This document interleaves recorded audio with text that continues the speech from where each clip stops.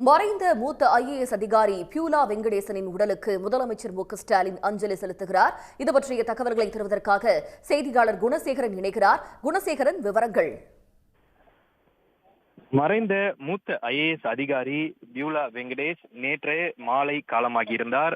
அவர் கடந்த 4 மாதங்களுக்கு மேலாக புற்றுநோய் பாதிப்பின் காரணமாக தனியார் மருத்துவமனையில் சிகிச்சை பெற்று வந்திருந்த நிலையில் நேற்று காலை அவர் வீடு திரும்பியிருந்தார். இந்த நிலையில் நேற்று மாலை அவர் உடல்நலக் குறைவின் காரணமாக உயிரிழந்திருந்தார். அவரது உடலுக்கு அஞ்சலி செலுத்துவதற்காக தற்பொழுது தமிழ்நாடு முதலமைச்சர் மு.க.ஸ்டாலின் வருகை தந்திருக்கிறார். அவரோடு துணை முதலமைச்சர் உதயநிதி ஸ்டாலின் இருவரும் இணைந்து தற்பொழுது மறைந்த மூத்த ஐஏஎஸ் அதிகாரியான பியூலா வெங்கடேஷ் அவரது உடலுக்கு அஞ்சலி செலுத்தி வருகிறார். அவரோடு அமைச்சர்கள் KN நேரு மற்றும் மா. சுப்பிரமணியன் உள்ளிட்ட மூத்த ஐஏஎஸ் அதிகாரிகள் தற்பொழுது மறைந்த பியூலா வெங்கடேசன் அவரது உடலுக்கு அஞ்சலியினை செலுத்தி வருகிறார்கள். மூத்த ஐஏஎஸ் அதிகாரியும் தமிழ்நாடு எரிசக்தி துறையினுடைய முதன்மை செயலாளராகவும் பணியாற்றி வரக்கூடிய பியூலா வெங்கடேசன் உடலுக்கு தமிழக அரசின் சார்பில் தற்பொழுது முதலமைச்சர் மரியாதை செலுத்தி வரக்கூடிய அந்த காட்சிகளை பார்க்க முடிகிறது. அவரோடு அமைச்சர்களும் உயர் அதிகாரிகளும் அஞ்சலி செலுத்தக்கூடிய அந்த காட்சிகளையும் பார்க்க முடிகிறது.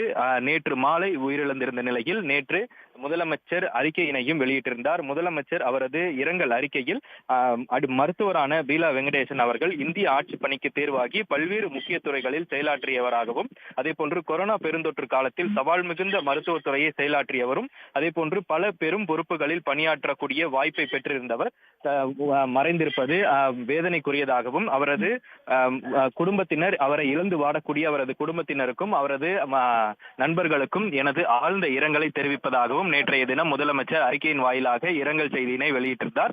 அதனைத் தொடர்ந்து தற்பொழுது நேரடியாக வந்து அவரது உடலுக்கு மரியாதை செலுத்தக்கூடிய அந்த காட்சிகளை பார்க்க முடிந்தது. அதனைத் தொடர்ந்து ஆளுநர் மற்றும் சட்டமன்ற எதிர்க்கட்சி தலைவர் உள்ளிட்ட பல்வேறு அரசியல் கட்சி தலைவர்களும் அவரது மறைவிற்கு இரங்கல் தெரிவித்திருந்த நிலையில், அதே போன்று அவரோடு பணியாற்றக்கூடிய மூத்த ஐஏஎஸ் அதிகாரிகளும் அதே போன்று அரசு அதிகாரிகள், உயர் அதிகாரிகளும் அவரது உடலுக்கு தொடர்ந்து காலை முதலிருந்தே அஞ்சலி செலுத்தி வருகின்றனர். உடனுக்குடன் செய்திகளை தெரிந்து கொள்ள சன் நியூஸ் பெல் ஐகானை கிளிக் பண்ணுங்க.